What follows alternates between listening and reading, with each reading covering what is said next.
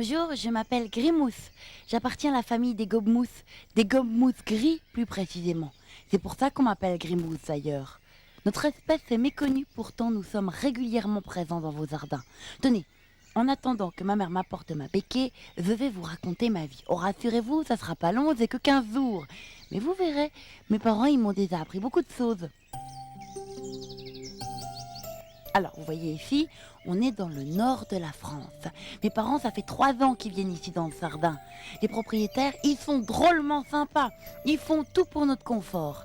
Ils ont installé une mangeoire avec des graines, des cacahuètes et des boules de graisse. La plupart des oiseaux, ils en raffolent. Ça a un succès fou.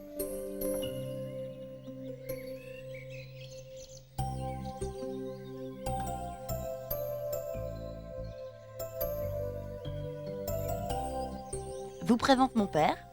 Mais vous voyez, pour mes parents, la mangeoire, elle sert que de perchoir. Nous, les graines, c'est pas notre truc.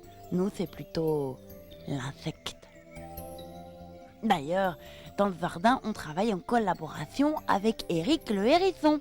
Lui, il fait dans l'insecte rampant, alors que nous, on fait dans l'insecte volant. On est complémentaires. Avec nous deux dans votre jardin, plus besoin d'insecticides. Vive le bio!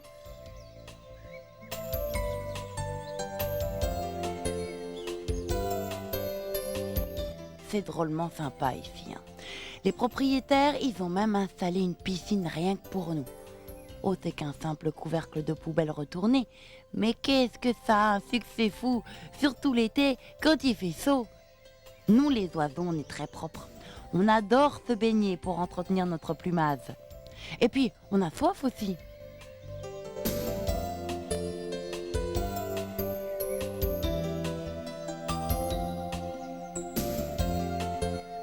Installez-en une dans votre jardin, vous verrez la fête qu'on va lui faire. Sinon, on est obligé de se laver et de boire dans les gouttières ou dans les flaques. Là, c'est ma mère. C'est vraiment le paradis ici. Maintenant, vous comprenez pourquoi mes parents ils viennent régulièrement faire leur nid ici. Parce que nous, les gobmousses, on est des migrateurs, comme les hirondelles. L'hiver, on vit en Afrique et de mai à septembre, on vient chez vous pour agrandir la famille. Moi, quand je serai grand, j'irai aussi en Afrique.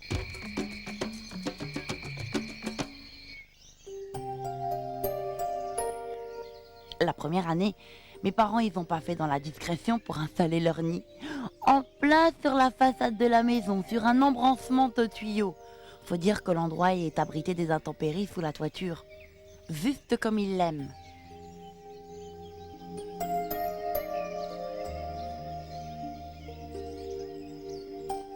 Les gens, la première fois qu'ils nous ont vus, ils ont été incapables de nous identifier.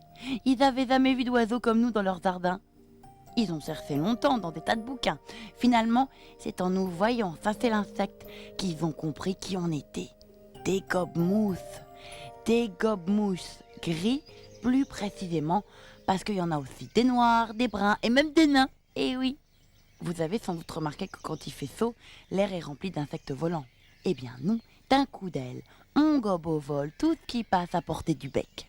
Notre façon de chasser est vraiment caractéristique. Généralement, on se tient sur un piquet de clôture et on donne l'impression de sauter sur place.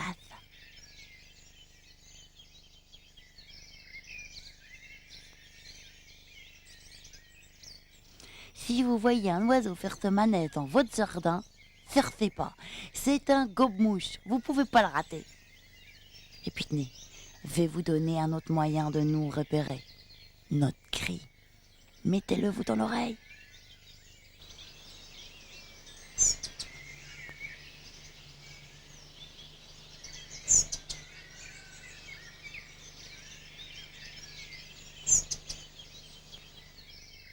Typique, non? Vous avez remarqué, mes parents, ils sont rigoureusement identiques. C'est rare, c'est les oiseaux. Généralement, les mâles sont plus beaux que les femelles, car ils doivent assurer chaque printemps une parade nuptiale pour séduire une nouvelle compagne. C'est nous, les gobmousses, les couples sont stables. Mes parents sont unis pour la vie, donc pas de parade nuptiale, ni de beau plumage. Au printemps, avant la nidification, mon père se contente juste d'offrir de beaux insectes à maman pour obtenir ses faveurs. Cette année, mes parents, ils ont fait leur nid dans un endroit plus discret, sur un embrancement de poutres de l'abri de jardin. Notre nid est fait de brins d'herbe, de mousse, de crins de cheval et il est garni de plumes. Ma mère y pond de 3 à 5 œufs. Ça dépend selon qu'il fait chaud et qu'il y a assez d'insectes pour nourrir tout le monde. Elle couve en moyenne pendant 13 jours.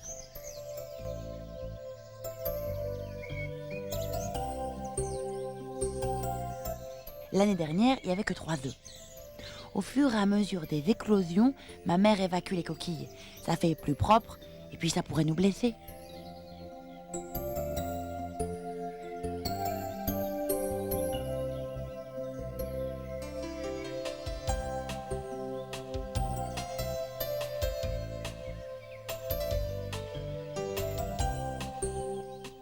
Cette année, il y avait 5 œufs, mais il n'y en a qu'un qui n'a pas éclos. Mon père, il dit que c'était un œuf clair. Eh ben moi, je trouve pas ça clair du tout. Au début, on n'a que la peau sur les os. Notre mère, elle est obligée de nous couver en permanence pour nous garder au chaud.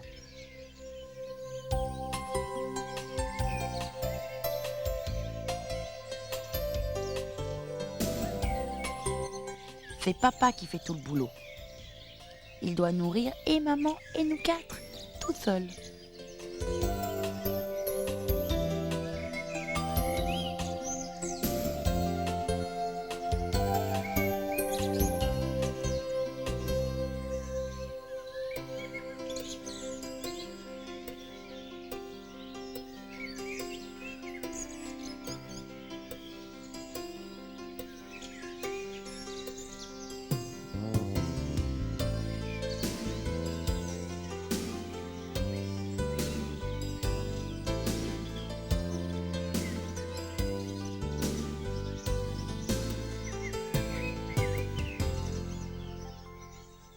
Au fur et à mesure que notre plumage pousse, maman commence à nous laisser seuls pour aller aider papa à nous donner la béquée. À deux, ils n'ont pas trop pour nous nourrir, car notre appétit grandit plus vite que nous. Aux heures de pointe, ils peuvent assurer jusqu'à 10 béquets à la minute. C'est la fête des insectes.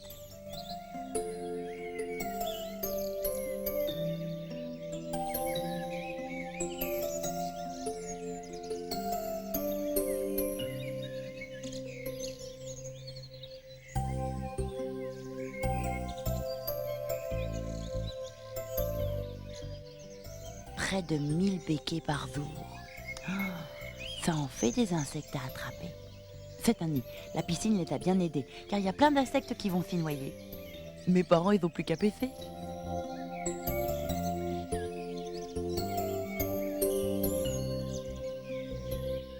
Et puis, il faut aussi garder le nid propre et évacuer les excréments. Régulièrement, après la béquée, on se retourne et on évacue nos fientes directement dans le bec de nos parents. Oh, ça vous paraît dégoûtant comme ça, mais la nature a tout prévu. Nos fientes sont emballées dans une poche qui évite à nos parents d'être malades. De toute façon, il faut les rejeter plus loin dans le jardin.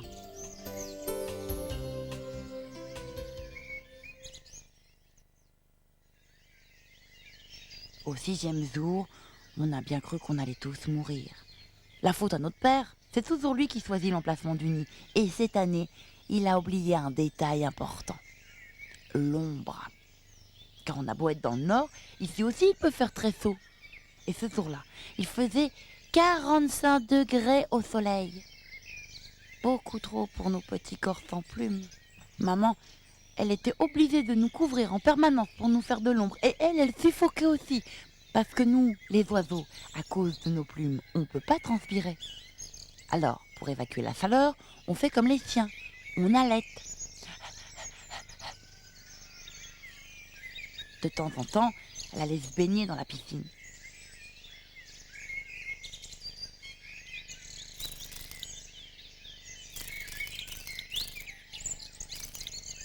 Qu'est-ce que c'était bon quand elle revenait toute mouillée pour nous rafraîchir.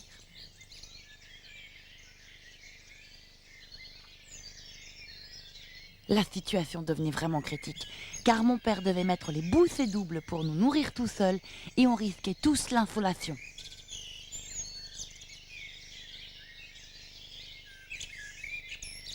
Finalement, c'est le propriétaire du jardin qui nous a sauvés. Il a installé un bout de carton au-dessus du nid pour nous faire de l'ombre et notre cauchemar s'est arrêté. Je vous l'avais bien dit que c'était sympa ici.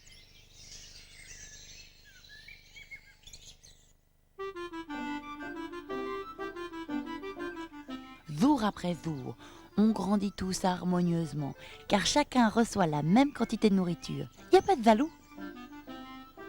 Mes parents savent repérer à qui c'est le tour de la béquée, car celui-là réclame plus fort que les autres. Au 13e jour, c'est la crise du logement.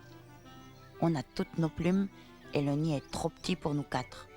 Il est clair que notre place n'est plus ici. C'est l'heure du grand saut dans la vie. Sur ce coup-là, j'ai été le dernier à me décider.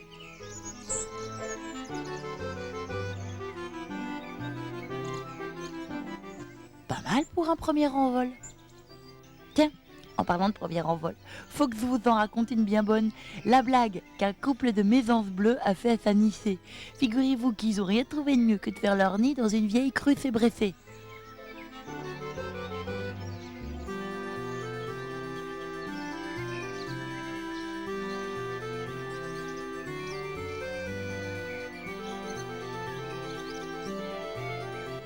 Bah c'est sûr que comme planque, il n'y a pas mieux. Même Dagobert, le matou du coin, il pouvait pas y rentrer la patte. Mais je vous dis pas le mal que mes copines elles ont eu pour sortir de là. Elles savaient déjà voler depuis longtemps, quand elles ont eu enfin la force de sauter jusqu'au goulot.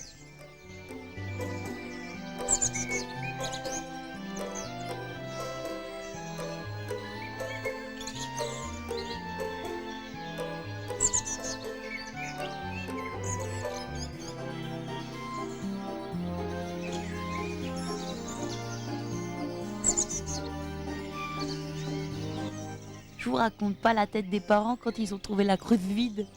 Même eux, ils en revenaient pas qu'elles aient enfin réussi à sortir.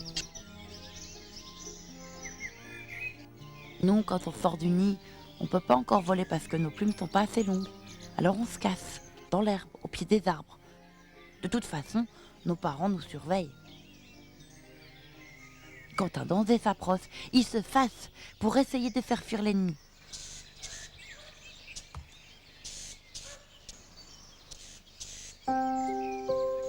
Malheureusement, l'un d'entre nous s'est fait croquer par Dagobert. Ça vous paraît cruel, mais c'est la nature qui veut ça. C'était le plus faible de la nichée.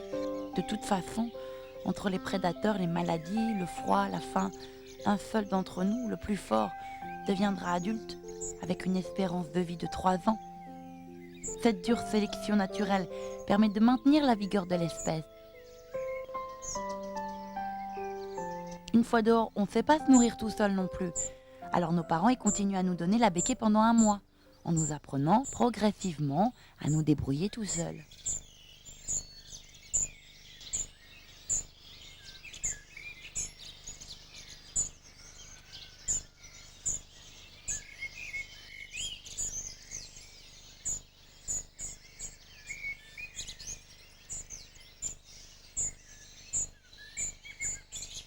Et puis, on se fait au vol aussi. Au début, on fait que des sauts de puce dans l'herbe comme ici. Vous voyez mon cousin le gobe-mouche noir ?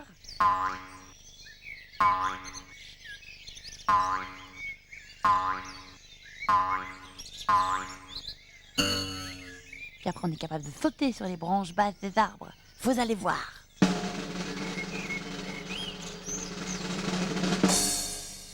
Vous avez vu ? Ça commence à venir. Excusez-moi si je vous tourne le dos, mais c'est l'heure de ma béquée. Et je vois justement ma mère qui arrive avec un insecte.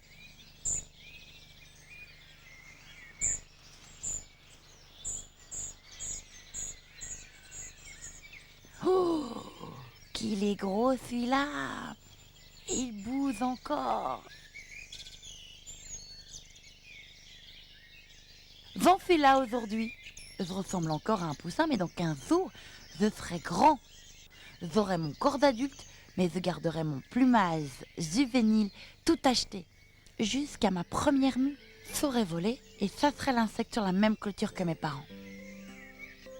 Et puis en septembre, j'entamerai avec eux ma migration vers l'Afrique.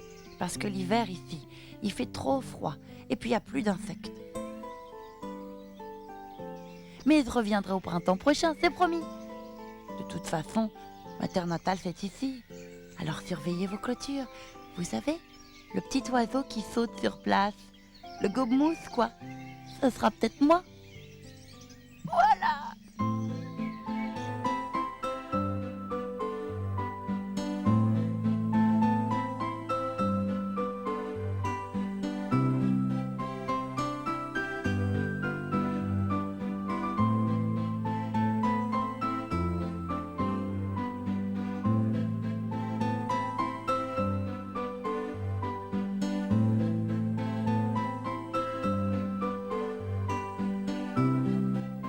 Et puis, n'oubliez pas, la piscine.